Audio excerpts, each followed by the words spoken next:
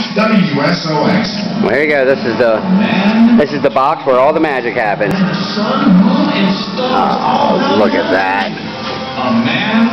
Danica and Jesse Coombs from Extreme 4x4. Yeah. Anyway,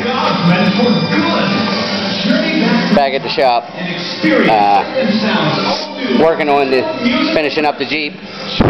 Got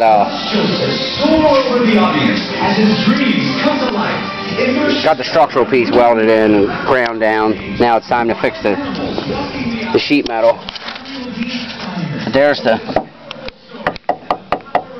the structural piece, and believe me, she's solid. So now I gotta seam weld that in the here, and then prepping the area here. You see, it's all good metal. And I'm gonna go around my seat post, cut a hole out, put the pan down. So I'm gonna lay one piece in there, hopefully before the rain comes, because it's supposed to rain in a couple hours, and it's starting to get some weather rolling in.